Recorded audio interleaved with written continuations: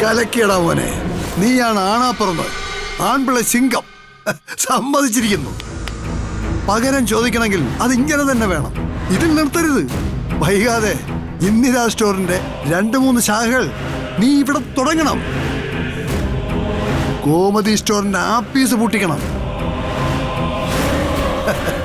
5 പൈസയുടെ കച്ചവടം ഇല്ലാതെ, വരുമാനത്തിന് ഗതിയില്ലാതെ ബാലൻ ഭ്രാന്തെടുത്ത് ഓടണം. ദേവമംഗലംകാരി പട്ടിണി കിടന്ന് ഇല്ലാണ്ടാവണം. ഏതായാലും നിന്നെ ഞാൻ സമ്മതിച്ചിരിക്കണടാ. രാമേട്ടൻ എന്നെ കളിയാക്കുവാണല്ലേ? എന്തുവാടാ ഈ പറയുന്നത്? ഞാൻ നിന്നെ കളിയാക്കുമെന്നോ?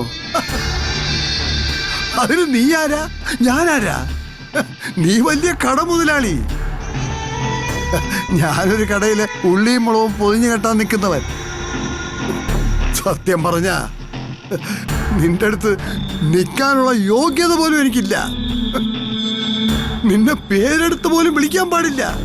ധർമ്മൻ സാർ അല്ലെങ്കിൽ ധർമ്മൻ മുതലാളി, അങ്ങനെ വേണം പറയാൻ. ഗോമതി സ്റ്റോറിനെ എത്ര ദിവസം കൊണ്ട് പൊളിച്ചെടുക്കാനാണ് പ്ലാൻ ഇട്ടിരിക്കുന്നത്?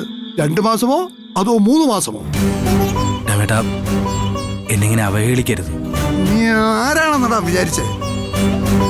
എടാ, നിന്നെ കൊച്ചനുജനെ പോലെയോ മൂത്ത മോനെ പോലെയോ നെഞ്ചി കൊണ്ടു നടന്ന ഒരു മനുഷ്യനെ നീ വെറും വട്ട പൂജ്യമാക്കാന്ന് കരുതിയല്ലടാ.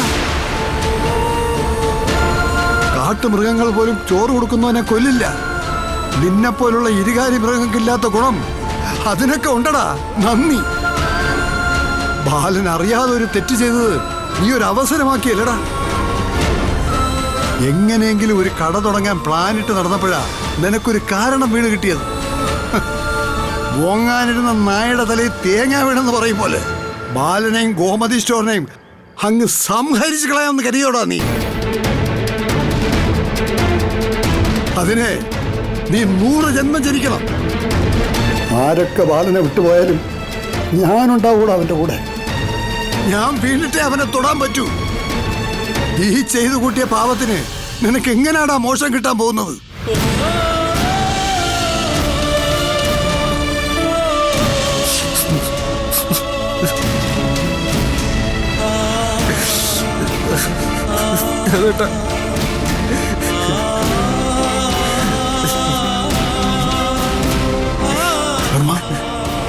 ധർമ്മ,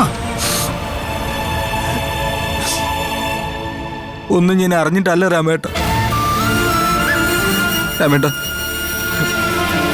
എന്നെ മറ്റാരെക്കാളും അറിയാവുന്ന ആളാ രാമേട്ടൻ. നന്ദി കേട് ഞാൻ കാണിക്കുമെന്ന് തോന്നുന്നുണ്ടോ? എനിക്ക് ഏറ്റവും വലുത് എൻ്റെ അമ്മയാണ്. എൻ്റെ അമ്മ സത്യം ഞാൻ പറയുക.